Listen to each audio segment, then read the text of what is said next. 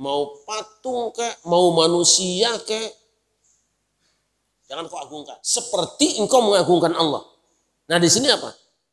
Mau nabi kek, mau wali kek, mau kiai kek, mau habib kek, jangan posisikan mereka seperti Allah yang bisa menolong kamu. Enggak. Wah berat. Hidup maupun mati. Jangankan yang sudah jadi kuburan. Yang hidup pun jangan pernah ada di hatimu bahwa dia punya hak untuk mengabulkan doa. Dia punya hak mendatangkan rezeki. Menjamin keinginan kita tidak ada. Ini kontrak politik antara Nabi Muhammad dengan Ahlul Kitab. Kalau kita mau disebut sama, ini masalahnya.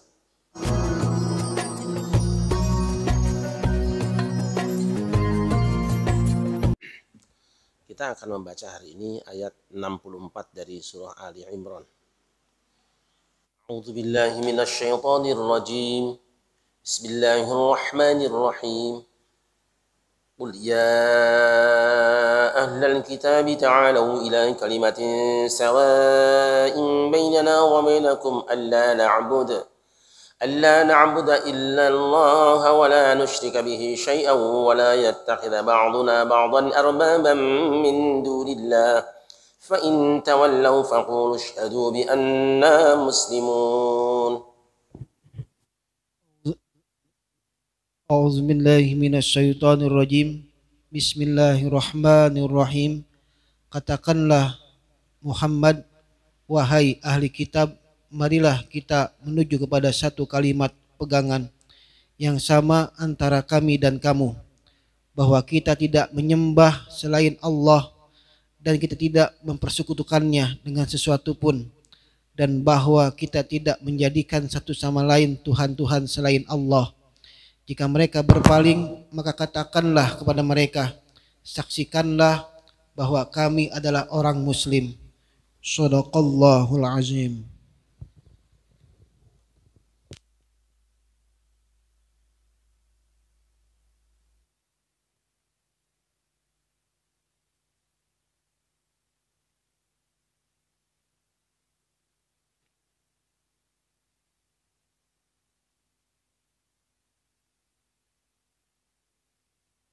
Ayat ini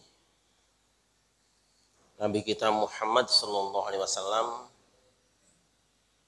diperintah untuk menyampaikan ungkapan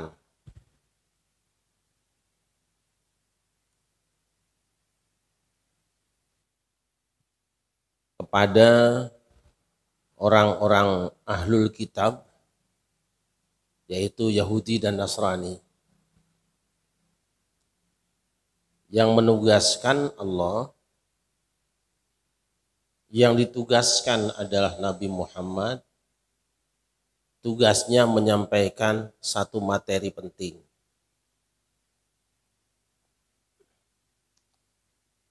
Ucapkan olehmu Muhammad. Apa yang harus diucapkan? Dan kepada siapa? Kepada ahlul kitab. Apa yang harus disampaikan? Ini dia kalimatnya. Wahai ahlul kitab,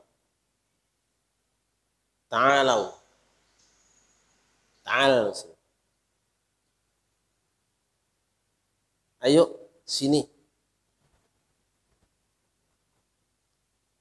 Ila kalimatin sawain, kepada kalimat yang sama.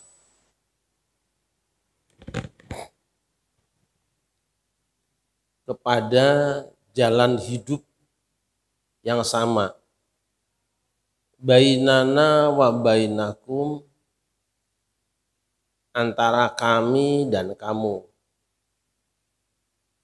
Jadi statementnya diawali, kita ahlul kitab mencari titik sama. Selagi masih ada kesamaan di antara orang-orang yang berbeda pendapat, maka Kesamaan itu yang kita konsentrasikan.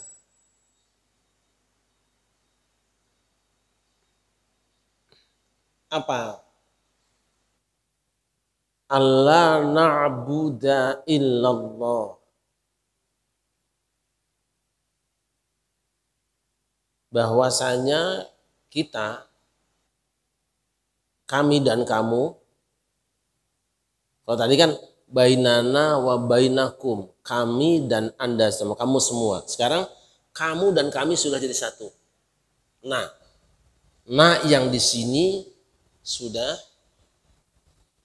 menyatu, mewakili atau mengikat antara Muslim dan Ahlul Kitab. Kalau tadi kan Muslim, Ahlul Kitab, kum.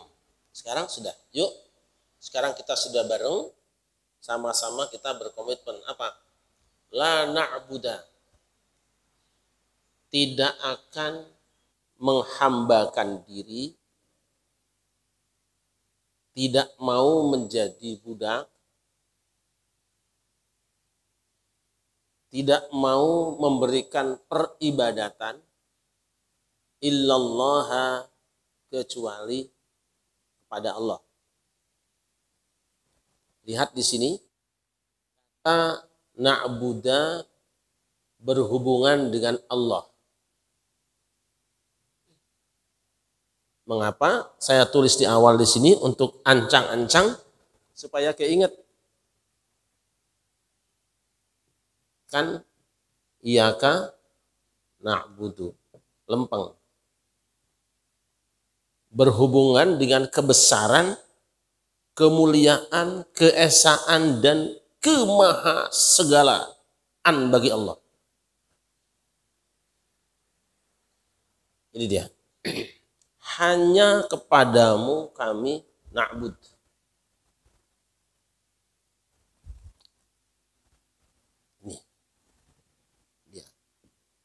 Jadi nanti kalau panjenengan rajin baca Quran, kita akan melihat ada keindahan, rangkaian antara lafaz-lafaz Al-Quran, hubungannya satu dengan yang lain sehingga tidak ada celah orang bisa mengatakan bahwa ini ada satu huruf atau satu ayat saja yang bukan dari Allah.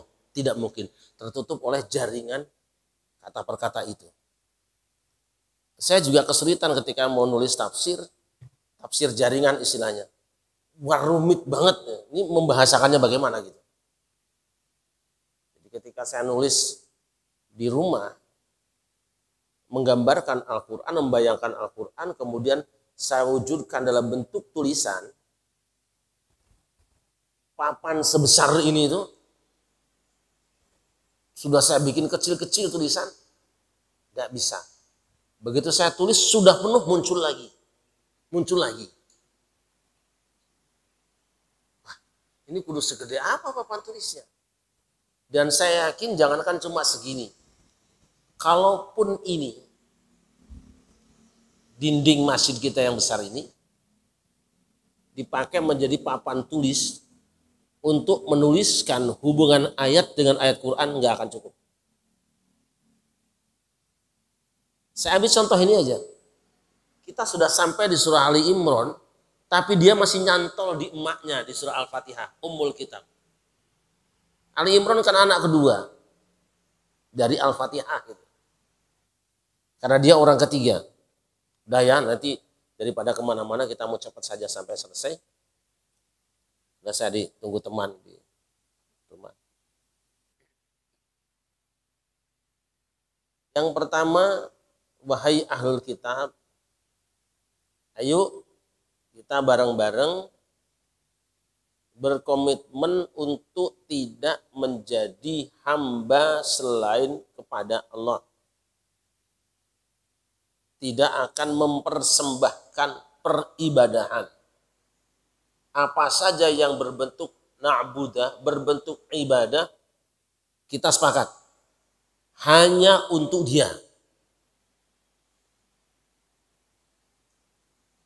Wala nusyrika bihi syai'a. Dan yuk kita sepakat bahwa kita semua, wahai ahlul kitab, tidak akan mensyirikatkan Allah dengan apapun juga dalam uluhiyahnya, keesaan Tuhan tidak ada yang menyamai dan menyertai. Kita pasang sekarang di dalam penyembahan kepada Dia, pada Allah, di dalam ibadah kepada Dia, karena memang Dia tidak ada syarikat yang sama maha besarnya dengan Dia, maka kita tidak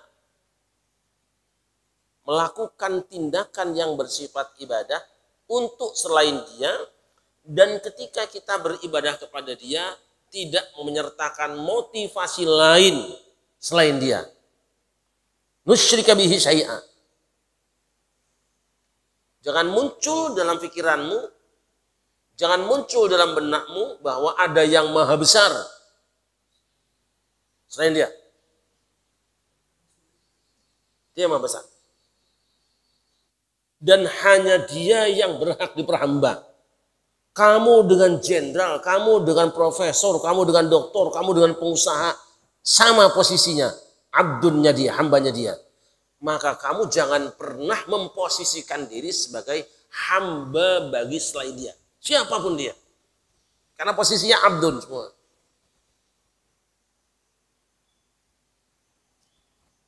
Dan jangan mempengaruhi semangat pengabdianmu kepada Allah. Selama ini kamu sholat, kamu puasa, kamu haji. Kan kamu sebut karena Allah. Nah, ketika kau katakan lillahi ta'ala, jangan ada di batinmu motivasi tambah semangat karena ada orang lain, siapapun dia. Dan jangan jadi kendor gara-gara gak ada orang.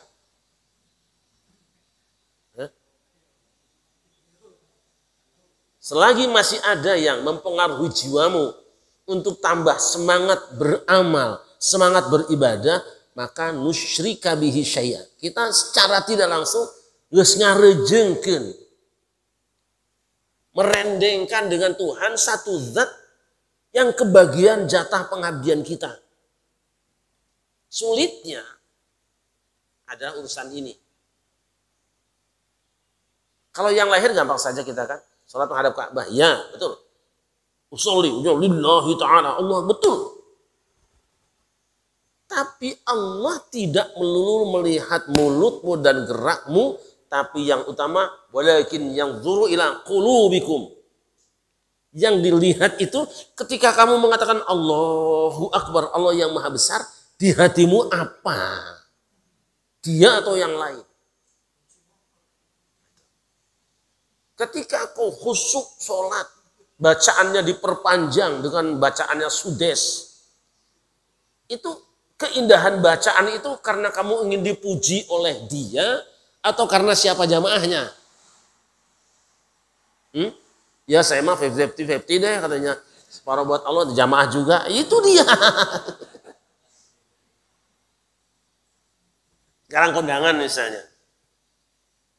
Ketika engkau kondangan kepada seorang pejabat besar, ya kan sedekah tuh.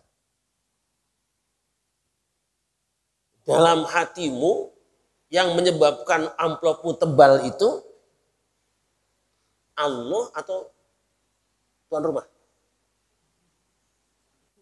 Tapi sebaliknya ketika kita kondangan kepada orang yang kiri, 5.000 rupiah. Dan itu langsung masuk kotak karena takut ketahuan. Tapi kalau yang tadi kan salaman dah. Karena nggak khawatir diperiksa saya penerima kan. Sama yang terima masuk di jas. Dan ini nanti akan dibuka. Dikasih nama juga. RSUD Pasar Rebo T. T lah gitu kan. Haji Taufik gitu.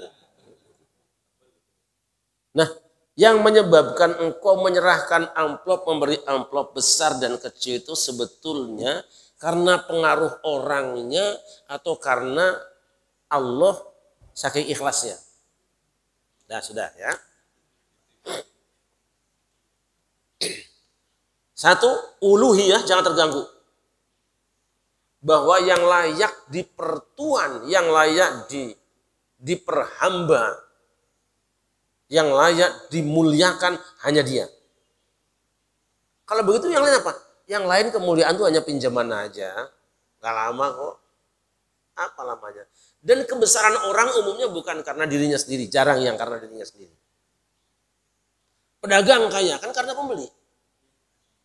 Sebetulnya saya tanya, mana yang lebih butuh? Pembelinya atau pedagangnya? Hah? Pembeli butuh pedagang atau pedagang butuh pembeli? Lebih banyak mana? Mana yang lebih besar? Kebutuhan si pembeli kepada pedagang atau kebutuhan pedagang pada pembeli? Pakai pisapannya. So. Ini ada tukang pecel nih. Si pembeli butuh kepada pecel atau tukang pecel yang butuh pembeli yang lebih besar, lebih banyak. Tentu pedagangnya yang lebih banyak butuhnya kepada pembeli. Kenapa? Pembeli bisa nyari tempat lain. Iya kan? Dah ini nanti jadi rumit.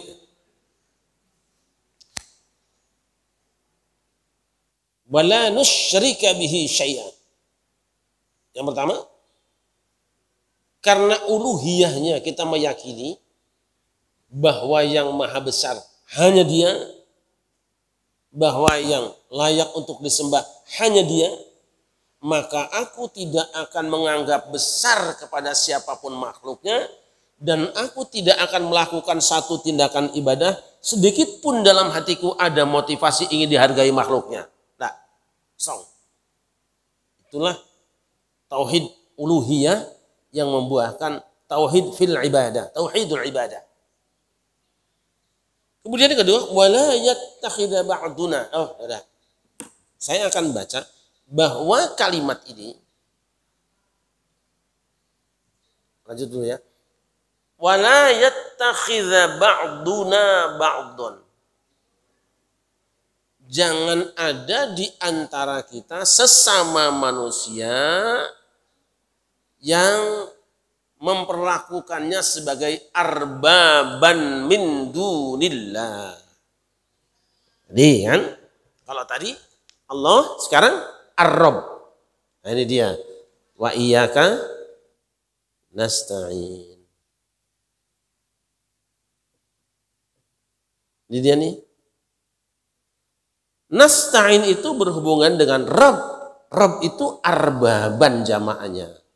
Dan kita sepakat bareng-bareng, wahai Yahudi Nasrani dan kami orang Islam, tidak akan memposisikan selain Allah siapapun sebagai Rabb, sebagai arbab. Apa bedanya Allah dengan Rabb? Kalau Allah itu seperti saya bilang, dalam kebesaran dan keagungan dirinya, dalam kesendiriannya. Ini mungkin tafsir yang jarang saya sampaikan karena saya berpikir juga kan.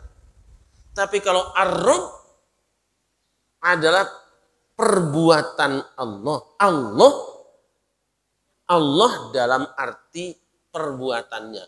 Kemarin sudah kan? Khalaqakum, menciptakan, memberi rezeki, menjaga, merawat, melindungi, sampai Rabb itu kalau orang tua tarbiyah mendidik anak sampai dewasa. Jadi proses dari kecil sampai besar itu adalah Rabbnya Allah, kerjanya Allah. Tarbiyahnya, rububiyahnya Allah. Nah, apa yang dimaksud dengan malayat takhidha ba'duna ba'dun arbaba min dunillah? Satu, kan kita bilang, jangan pernah ya kita punya keyakinan bahwa ada zat lain yang bisa menciptakan, bisa menumbuhkan, bisa merawat, bisa mengembangkan, dan bisa memperlakukan sesukanya terhadap dirimu kecuali dia. Jangan punya keyakinan bahwa ada zat lain selain dia yang bisa menolong kamu. Berarti Wala yattakhidha ba'duna ba'dun arbaba min dunillah. Kamu jangan sekali-kali meminta tolong kepada siapapun pada pekerjaan-pekerjaan yang menjadi haknya Allah. Allah sendiri. Kalau begitu ada nggak makhluk yang bisa nolong?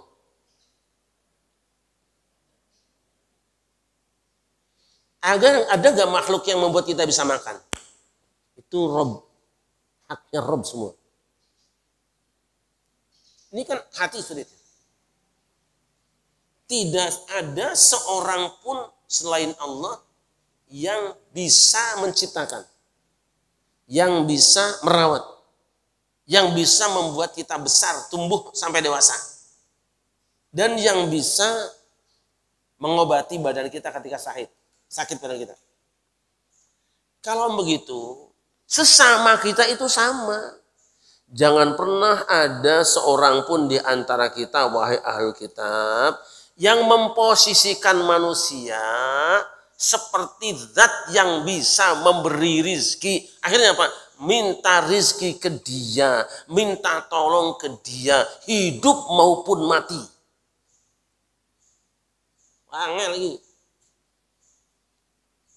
Kalau tadi kan yang pertama uluhiyah, mau patung ke, mau manusia ke, jangan kau agungkan. Seperti engkau mengagungkan Allah. Nah di sini apa?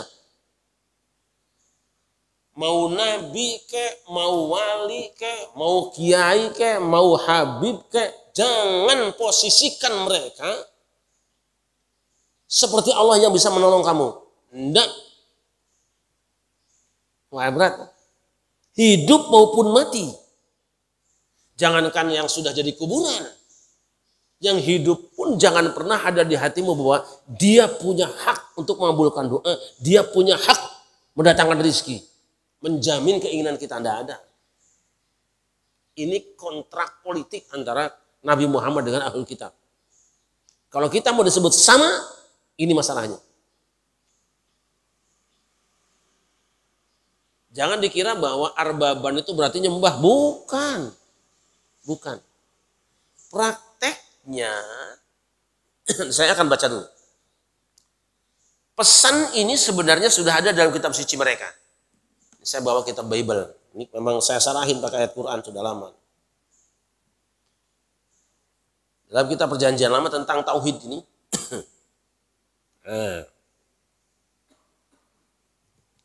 Ini tauhid dalam kitab Taurat. Kalau kitab kan ada dua, Taurat Injil. Dalam kitab Ulangan pasal 6 ayat 4. Dengarlah hai orang Israel, Tuhan itu Allah kita, Tuhan itu Esa. Itu kan cukup ya, Esa ya. Esa itu apa artinya?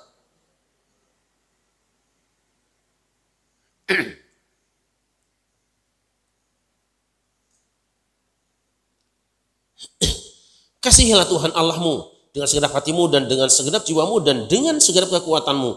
Apa yang kuperintahkan kepadamu pada hari ini haruslah engkau perhatikan. Haruslah engkau mengajarkannya berulang-ulang kepada anak-anakmu dan membicarakannya apabila engkau duduk di rumahmu, apabila engkau sedang dalam perjalanan, apabila engkau berbaring dan apabila engkau bangun. Haruslah juga engkau mengingatkannya, mengikatkannya sebagai tanda pada tanganmu dan haruslah itu menjadi lambang di dahimu dan haruslah engkau menuliskannya pada tiang pintu rumahmu dan pada pintu gerbangmu. Tauhid Tuhan itu Esa.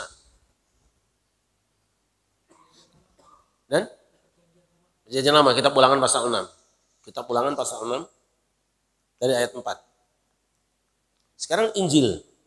Karena yang kita ajak bicara itu adalah Yahudi dan Nasrani. Ini tadi Yahudi, sekarang Nasraninya.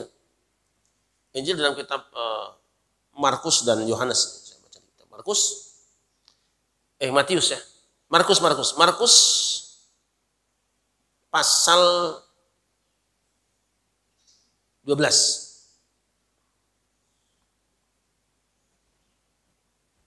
Mulai dari ayat 32.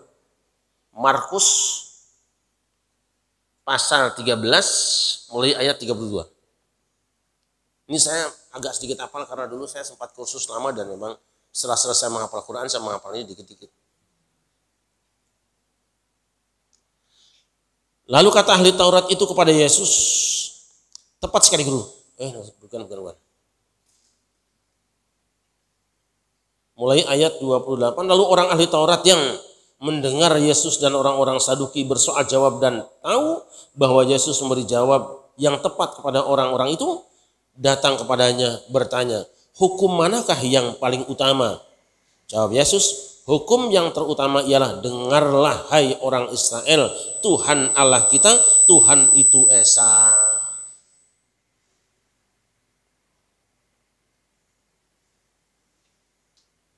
Yang jelas. Sekarang di kitab 4 Injil yang keempat yang terakhir Yohanes. Kitab Yohanes pasal 17.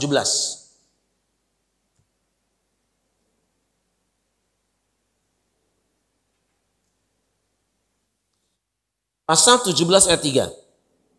Inilah hidup yang kekal itu, yaitu bahwa mereka mengenal engkau satu-satunya Allah yang benar dan mengenal Yesus Kristus yang telah engkau utus. Jelas Allah itu Tuhan, Yesus itu Rasul. Sama dengan la ilaha illallah, Isa Rasulullah. Jadi apa yang sampaikan Rasulullah itu benar. Mari kita kepada kalimatin sawa.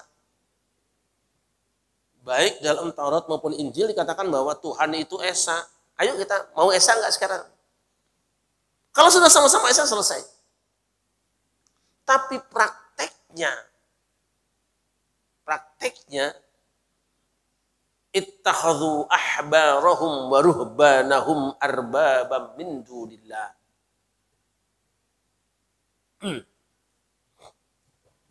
Kan di Quran di surah At-Taubah ayat 34 ya.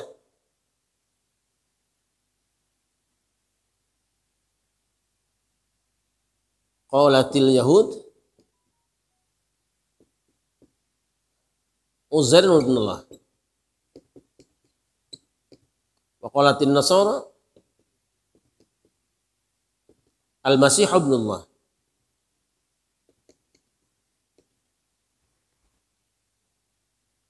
Orang Yahudi mengatakan bahwa Osiris Uzair itu anak Allah. Dan orang Nasrani mengatakan Isa anak Allah.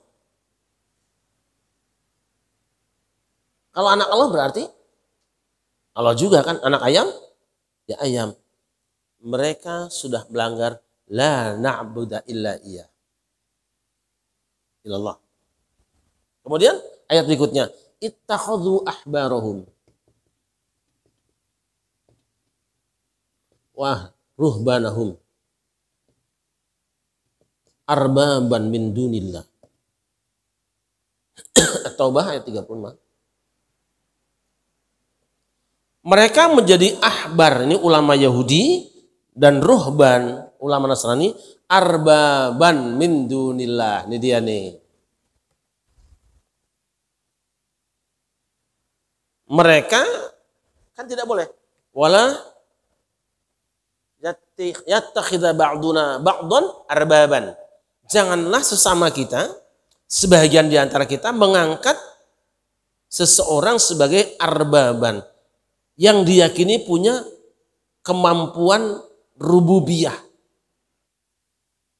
Mulai penciptaan, pemberian rezeki, menolong dan sebagainya. Yang itu hak Allah.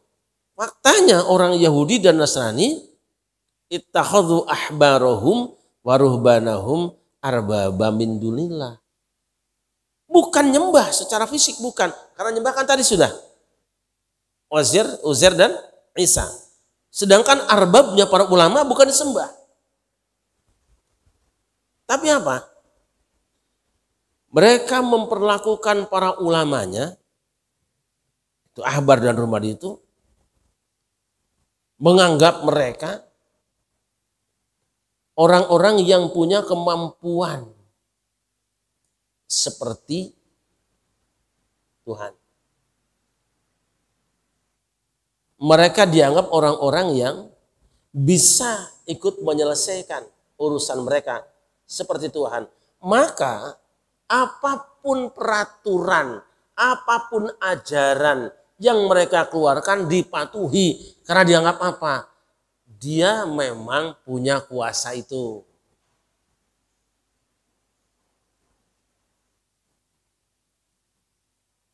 Ikutin aja ajaran dia dah, dia kan memang kelasnya lain. Ini yang dikritisi. Nah, ayat ini memang turun semacam diceramahkan kepada ahlul kitab. Tetapi secara isyarat sebetulnya ini juga ditujukan kepada orang-orang yang juga punya Alkitab. Secara kebahasaan orang Islam ahlul kitab bukan? Hah? Secara kebahasaan. Ahlul kitab itu kan orang yang punya umat yang diberi Alkitab. Orang Islam ahlul kitab bukan? Di situ kritiknya. Kenapa tidak digunakan wahai orang Yahudi, wahai Nasrani? Yang digunakan adalah teks ahlul kitab. Supaya orang yang dapat kitab suci termasuk orang Islam juga meragap diri. Ini dia sedang ngomongin kamu. Nanti sepeninggal kamu aku akan mengalami hal seperti ini. Baca ulang ini ayatnya. Masalahnya sekarang siapa yang mewakili kul? Siapa yang mewakili Nabi Muhammad untuk bicara kepada ahlul kitab Islam ini tentang realitas yang terjadi? Kira-kira penyakit yang dua ini di tengah umat Muhammad ini ada enggak? Ada enggak? Umat yang sudah beragama Islam, kemudian dia judulnya bertauhid kepada Allah, lalu kitab sucinya ada juga, kitab juga. Ada enggak yang perilakunya seperti ini tadi? Di dalam keyakinannya menyisakan bahwa ada makhluk tertentu yang punya daya kekuatan bisa menyelesaikan problem hidupnya, lalu menempatkannya nyaris sejajar dengan Tuhan. Dipatuhi semua omongannya tanpa mengkaji sesuai enggak dengan firman Tuhan. Ada enggak kira-kira? Penyakit kita. Nah, orang-orang seperti ini biasanya jualan ulama. Ketika ada kritik sosial, ada masalah tengah masyarakat, kan saya ikut ulama ini aja. Padahal ulama itu bisa jadi tidak membicarakannya karena zamannya berbeda. Dia menutup diri. Saya ingatkan bahwa fikih memang dari Quran dan hadis.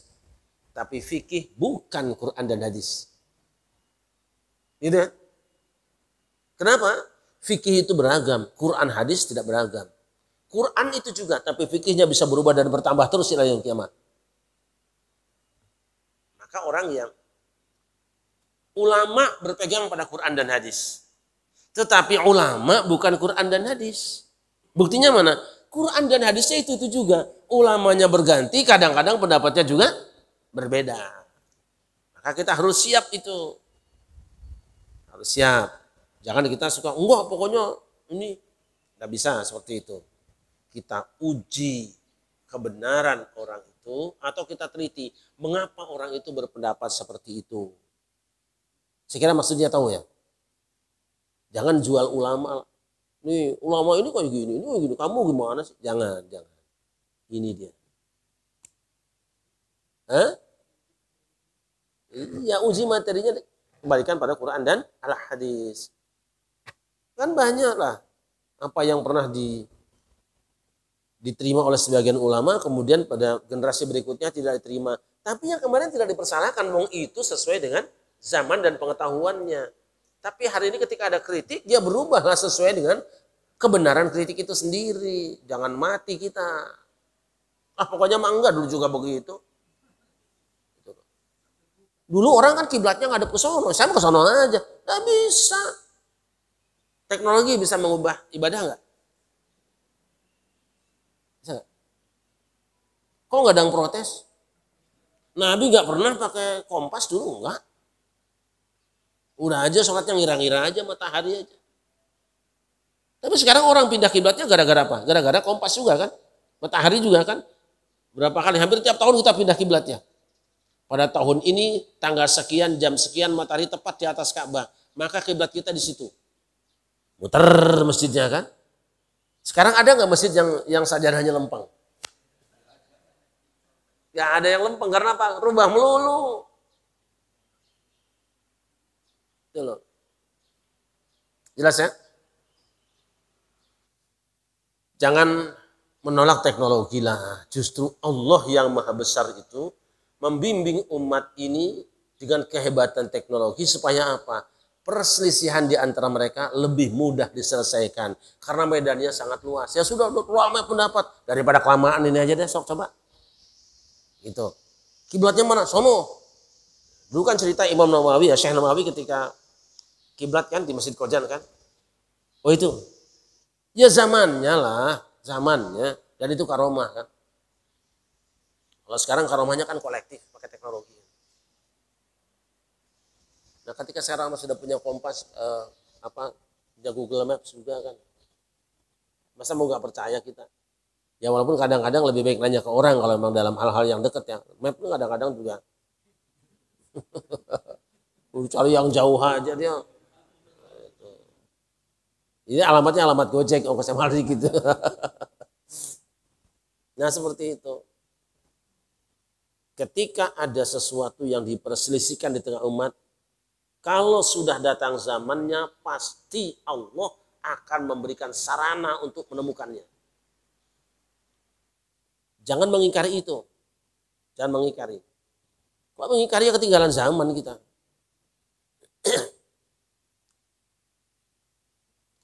Dulu orang itu kalau menguji binatang itu hanya dari bulunya. Bulu, paruh, potongan, dan suaranya. Ini saya tukang ayam ya. Campur nih, kuruyuk, kuruyuk. Wah ini pasti anaknya yang ini nih, soalnya kuruyuknya sama tipenya. Burung juga sama. Oh, ini anak percaya orang. Dan ya memang dampaknya banyak yang ketipu juga. Kan bisa dimirip-miripin kan. Tapi hari ini tidak. Udah ada kertas lembar. Diaduk-aduk campurkan. Coba lihat. Oh ini anaknya ini, bukan itu. Bisa. Itu dicondet ada tuh. Yang burung perkutut, burung cucak rowo. Saya juga nggak tahu ketika beli burung.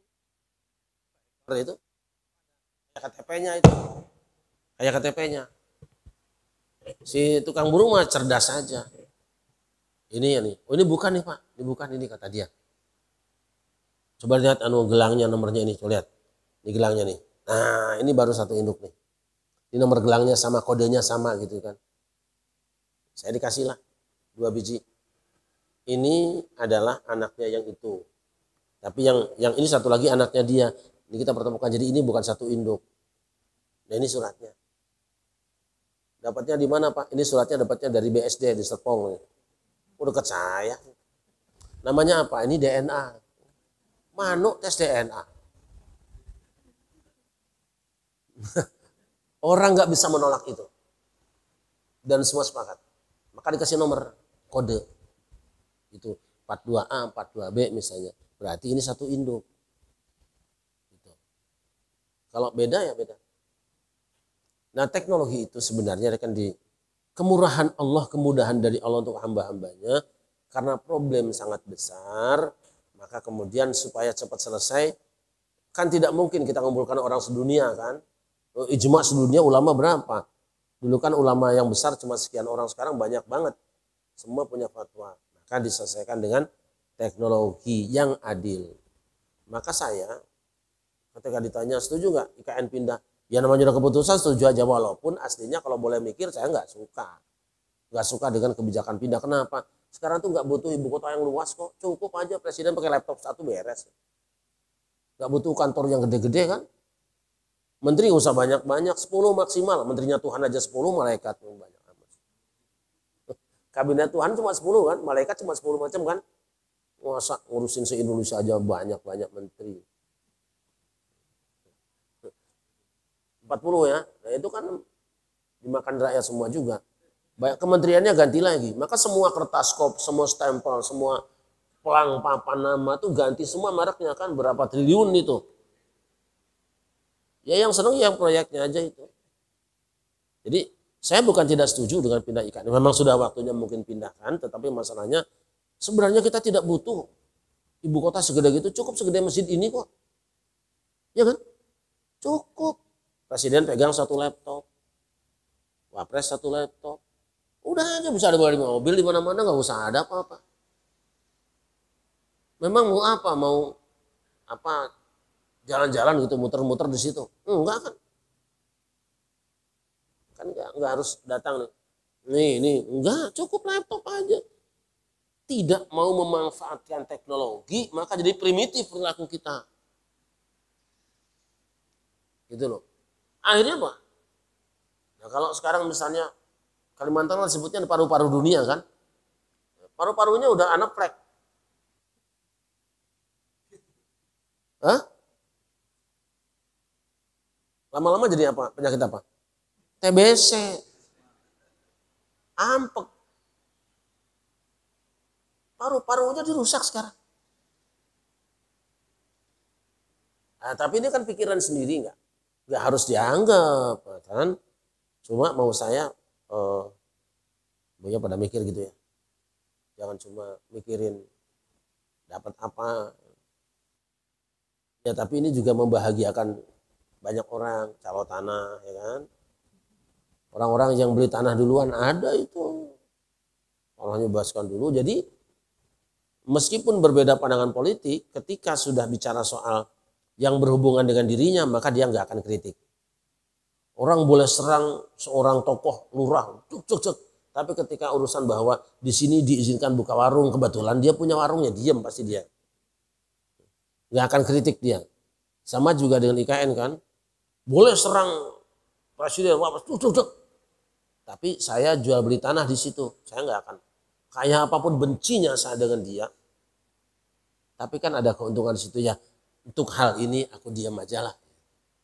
Nah orang yang tidak tahu dikiranya itu masih lurus dengan kritikannya selama ini. Enggak, dia kritik pada sesuatu yang memang dia dirugikan, merasa dirugikan di situ. Tapi dia berdiam ketika menemukan bahwa di situ ada keuntungan buat dirinya dan jangka panjang. Saya tidak nyebut siapa-siapa loh ya, tapi sama saya tahu sebagiannya. Gitu. Ini penting pikiran kita jujur, lurus. Nah, kalau sudah terjadi ya kita tinggal tawakal menyikapi dengan bijak. Jangan marah, jangan keselan gitu.